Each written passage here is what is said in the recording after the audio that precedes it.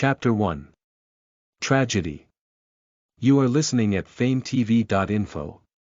One day, spatial rifts suddenly opened in space, and Earth was dotted with the entrance to the world's connecting spaces, exotic mini worlds with thousands of different types of beasts, magic herb, magic plant, and spatial tunnels that lead to different planets. Through the entrances of the world's connecting space, a unique source of energy classified as magic power surged inside Earth, leading to the expansion of the world's land and the evolution of all races, be it human or animals. And along came a great advancement in technology. As humans learned to harness the magic power, humans started exploring the world's connecting spaces, venturing into other worlds by using the spatial tunnels in search of greater evolution material and higher grade energy sources. The humans conquered territories in the world's connecting space and then used the spatial tunnels in the very mini-worlds to appear in completely unfamiliar planets. These planets were ruled by demi-humans, subspecies, and aliens. Some were friendly and the other hostiles to the humans.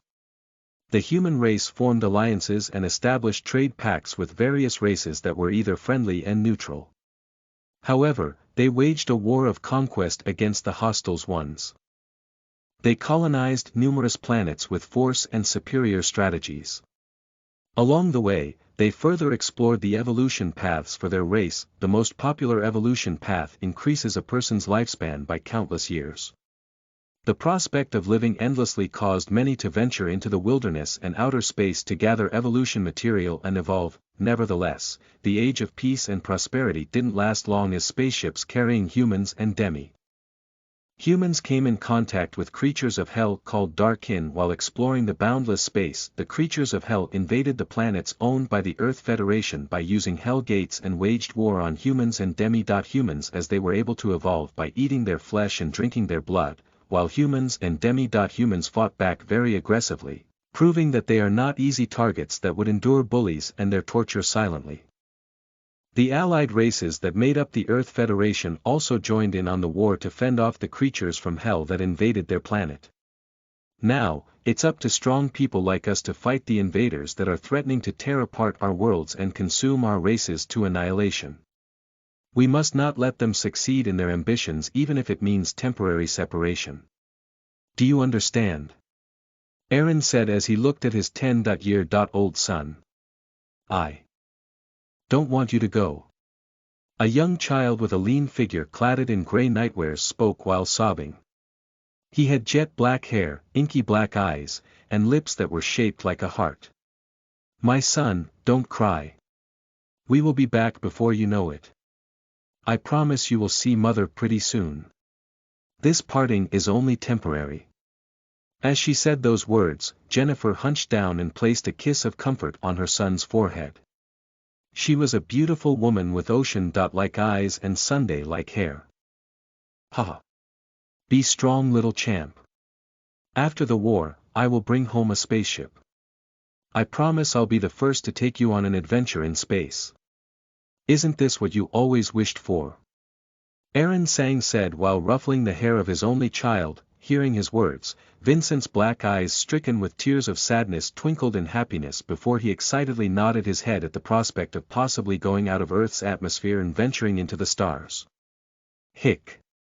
Hick. Okay, Mom, Dad. I'll wait for you to return and uphold your promise.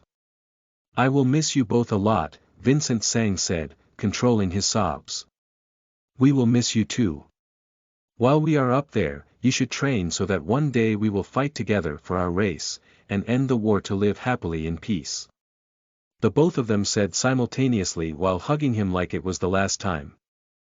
I promise to become the best soldier out there and end the war. As the young boy murmured his goal while drowning in the pleasant warmth brought by their embrace, the two adults nearing their mid-30s laughed and caressed his back. Goodbye, my son. They hugged him once again, enveloping him in a warm embrace before they left. His father and mother were commoners who possessed excellent combat skills.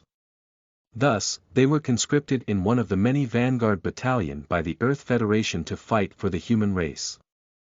It wasn't just them, as war slaves, commoners, and nobles are also fighting in the war.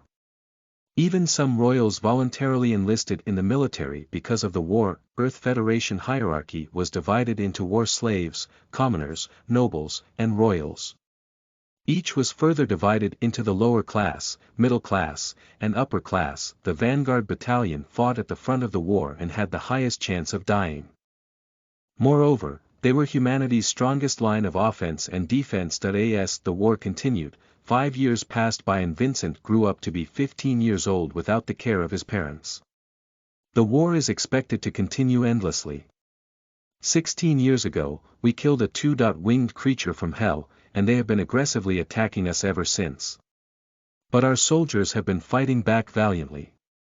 There is clearly no winning side. The creatures of hell are physically superior to us in nearly every way. On top of that, they also possess innate abilities, but even with all that they have no chance of winning the war. The fallen seraphs exist as one of the most powerful demons among the creatures of hell, and they were classified into different levels of strength according to the number of wings on their back. A single wing signifies the most powerful fallen seraph's demon. The more the wings, the less powerful they are. Melanie, you are correct. Unlike us, they lack knowledge of esoteric technology and friends.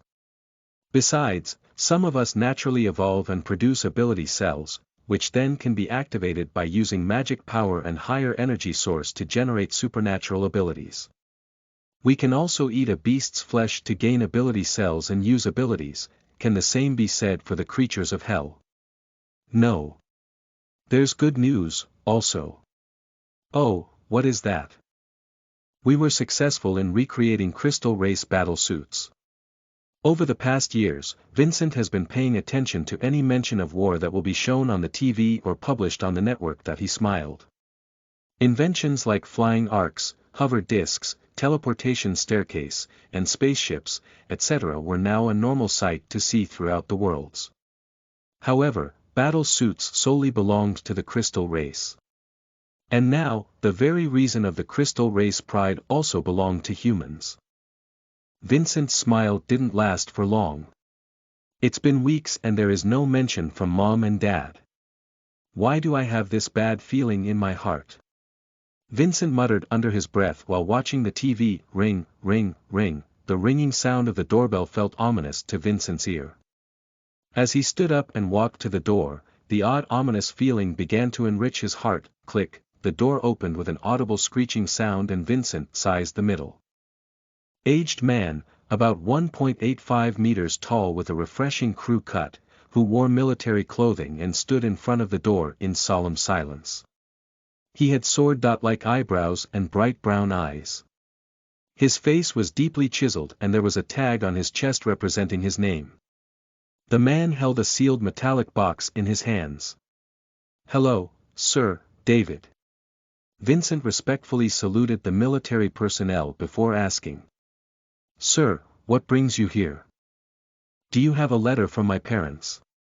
Because he respected these brave warriors who fought every day for the human race and he wanted to become one like them to assist his parents and the human race in the war against the Dark Kin, his attitude towards them was humble and full of respect. For a while, David didn't say anything. Rather, he didn't know what to say. He fell silent for 2 to 3 seconds as though he was organizing his words. "I am sorry to announce this, but your parents have fallen in the line of duty." The middle-aged military personnel broke this solemn silence with words too shocking to hear for a young boy like Vincent. "You are joking, right? They can't possibly die. Mom promised that she will return home and Dad promised to take me out on a tour of outer space," Vincent said while innocently staring into the eyes of the military personnel. The news was too hard to bear for young Vincent. He simply could not accept his parents' death and he subconsciously declined David's words. "They are confirmed to be dead." David sighed and continued to say, "Listen carefully. They were brave soldiers who protected 3 whole battalions of humanity by self-destructing and taking down the alien spaceships of Dark Kin with them."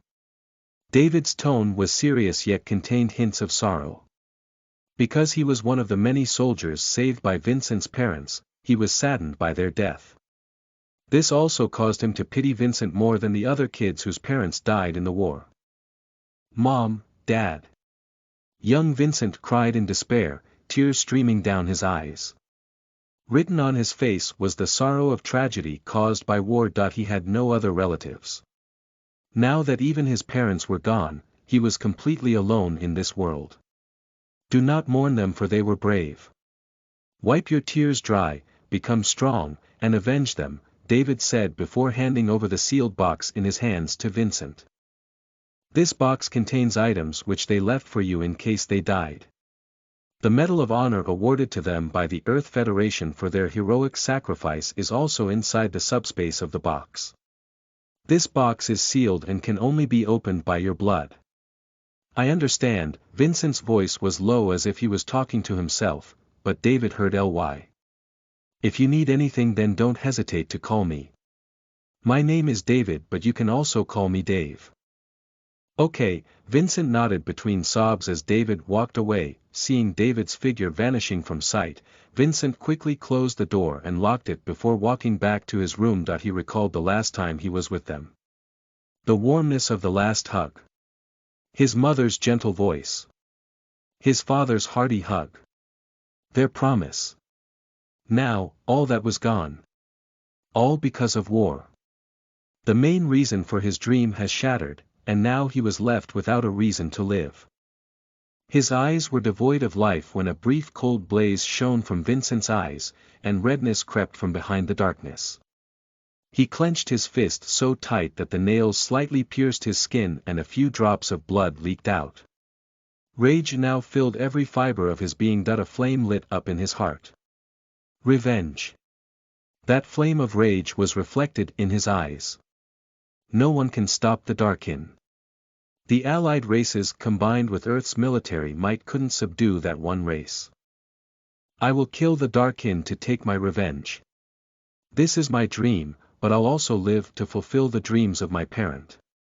Father wanted to end the war. I will become the undisputed soldier that will end their tyranny. Mother wanted to save peoples, be it humans or demi-humans.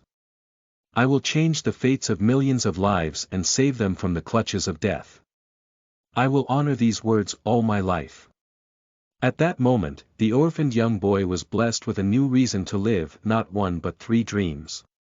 Listen to the full novel at FameTV.info, direct link in the description.